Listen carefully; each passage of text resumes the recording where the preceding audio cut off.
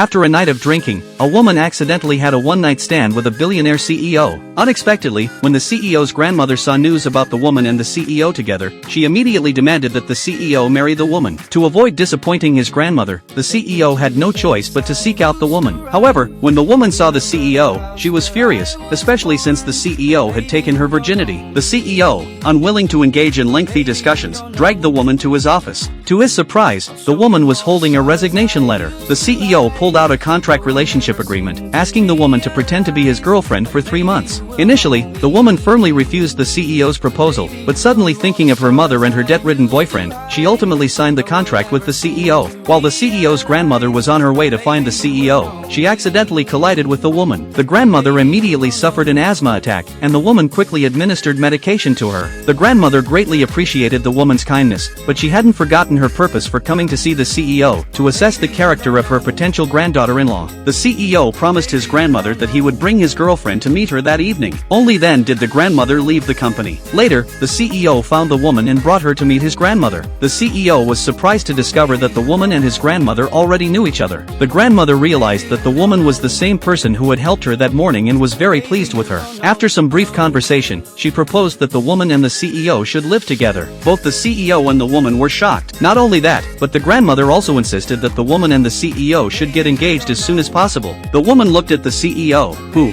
in order to appease his grandmother, reluctantly agreed. Subsequently, the woman had no choice but to go along with the CEO's act. To verify whether the CEO was deceiving her with a fake girlfriend, the grandmother decided to stay at the CEO's house for a few days. The CEO and the woman were forced to act more intimately to avoid being discovered. That evening, when the CEO and woman returned to their room, they found that the grandmother had decorated it very romantically. The CEO asked the woman whether she preferred to sleep on the floor or on the bed. The woman unhesitatingly chose the bed, so the CEO went to wash up. While washing, the woman didn't forget to provoke the CEO. Just as the woman was enjoying herself on the bed, the CEO suddenly lifted the covers and slipped in beside her. Faced with the CEO's sudden approach, the woman froze in place. Unexpectedly, the grandmother had replaced their bed with a mechanical one, which suddenly began to shake, catching both the CEO and the woman off guard. The next day, the grandmother had actually arranged an engagement party for the CEO and the woman. During the engagement ceremony, the woman's best friend and boyfriend suddenly spotted her. Seeing that the woman had climbed the social ladder, the best friend approached them, intending to break up the woman and the CEO. The best friend told the woman that she was the CEO's girlfriend. The woman was shocked. Just when the best friend thought the woman would guiltily step aside, the CEO suddenly appeared and questioned the best friend about when he had supposedly acquired this additional girlfriend that he knew nothing about.